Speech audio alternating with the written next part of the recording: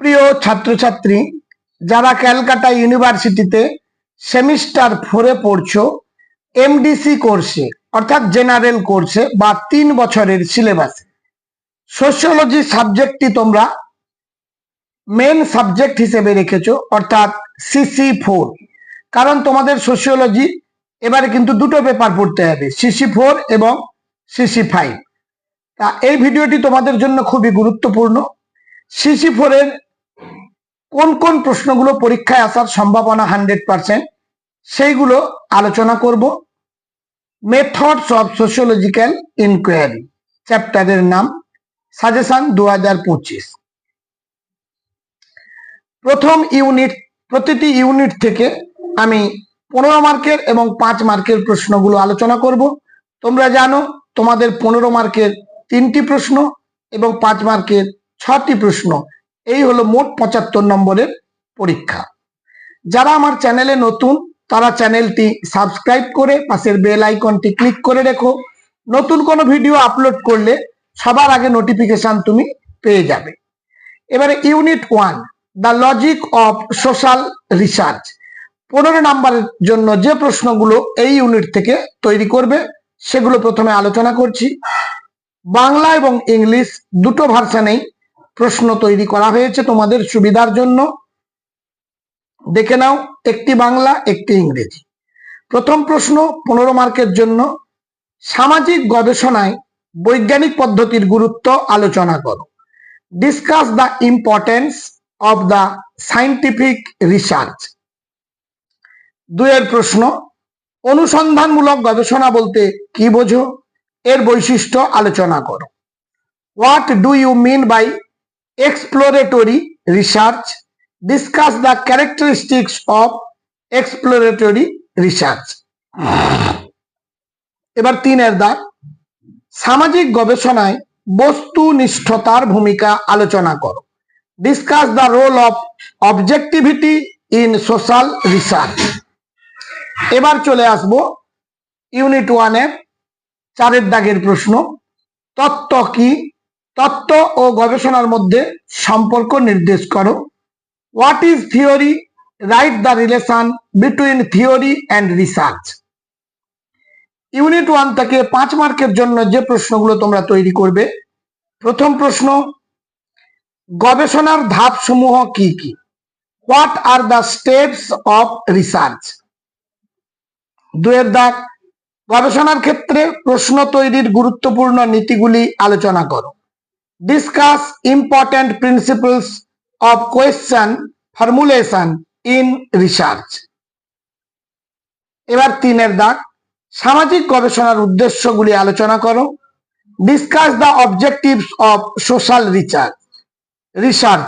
মাত্র দেখো 3টি প্রশ্ন 5 মার্কের জন্য তোমরা তৈরি করবে। এবারে ইউনিট 2, টপিক হলো বেসিক কনসেপ্ট অর্থাৎ মূল ধারণা। 15 মার্কের জন্য এখান থেকে তোমরা তৈরি করবে। চলক কাকে বলে? চলকের বৈশিষ্ট্য আলোচনা করো। What is variable? Write the characteristics of variable. Important প্রশ্ন। প্রতিটি বাছাই করা গুরুত্বপূর্ণ প্রশ্নগুলো দেওয়া আছে, সময় অনেক রয়েছে, এখন থেকে একটি একটি করে প্রশ্ন তোমরা তৈরি করে ফেলো। ধারণা স্পষ্টীকরণ কি? উদাহরণ সহ ধারণা কার্যকরীকরণ প্রক্রিয়ার বিভিন্ন দিকগুলি আলোচনা করো। এবার 5 নম্বরের প্রশ্ন ইউনিট 2 থেকে, ধারণা ও চলক বলতে কি বোঝো? What do you mean by concept and variables. 2 দাগ, মুখ্য ও গৌণ তথ্যের মধ্যে পার্থক্য লেখো। Write the difference between primary and secondary information. 3 প্রশ্ন, চলকের শ্রেণী বিভাগ করো। Classify the variables. তাহলে ইউনিট 2 থেকে 5 মার্কের 3টি প্রশ্ন দিলাম, ইউনিট 1 থেকেও 5 মার্কের 3টি প্রশ্ন দিয়েছি। এবারে ইউনিট 3, যার বিষয়বস্তু হলো design and structure of research.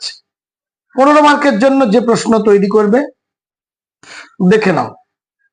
এই চ্যাপ্টারটি বা এই টপিকটি কিন্তু সবচেয়ে বড় টপিক, তাই এখান থেকে একটু বেশি প্রশ্ন তোমাদের পড়তে হবে।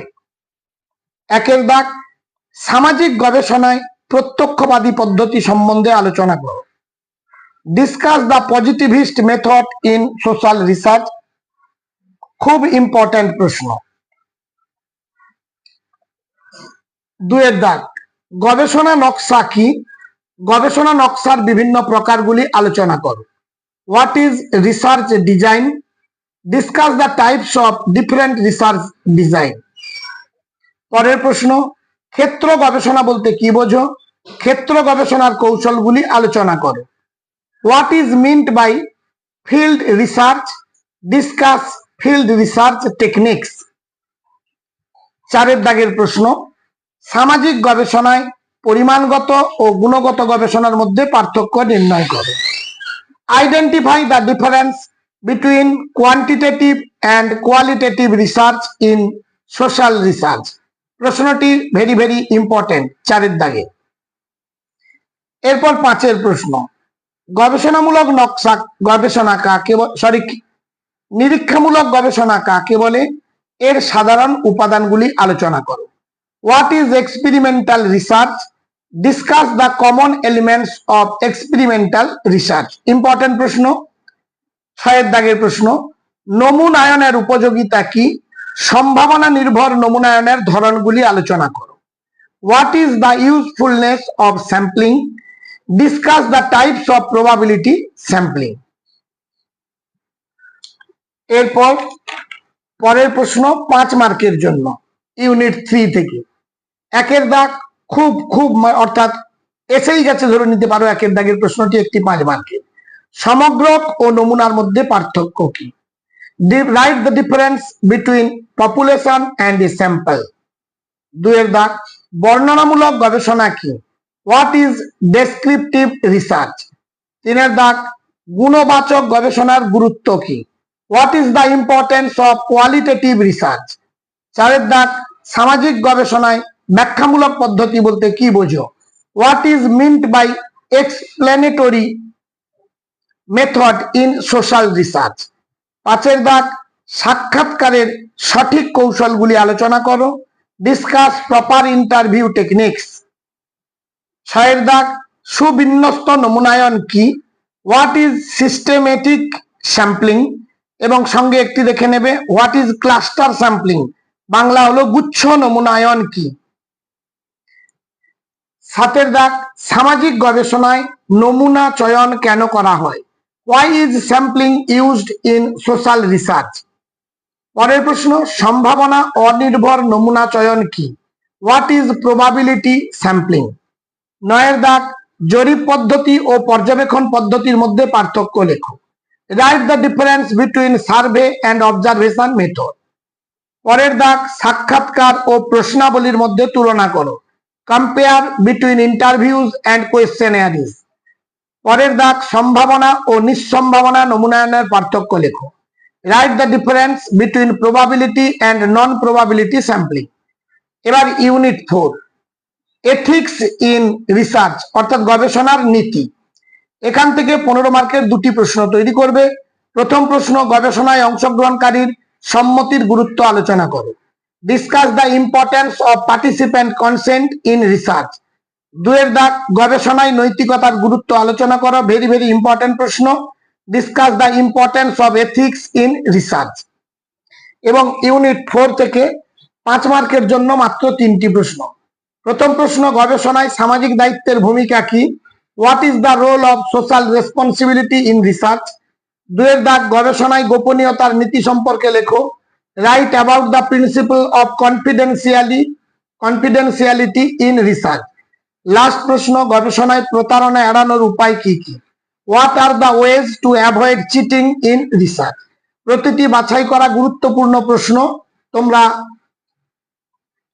তৈরি করে ফেলো। এগুলোর মধ্যে তোমরা কমন অবশ্যই পাবে, কারণ 3rd সেমিস্টারের সময়ও তোমরা দেখেছো প্রশ্নগুলো কমনই ছিল। সুতরাং এই সেমিস্টারের ক্ষেত্রেও তার ব্যতিক্রম হবে না। এবং চ্যানেলটিকে বন্ধু বান্ধবের মধ্যে শেয়ার করে দিয়ে আমাকে লাইক করে একটু উৎসাহিত করো, আমিও তাহলে খুব আনন্দিত হব। আজ এই পর্যন্ত, সবাই ভালো থেকো, দেখা হবে পরবর্তী ভিডিওতে।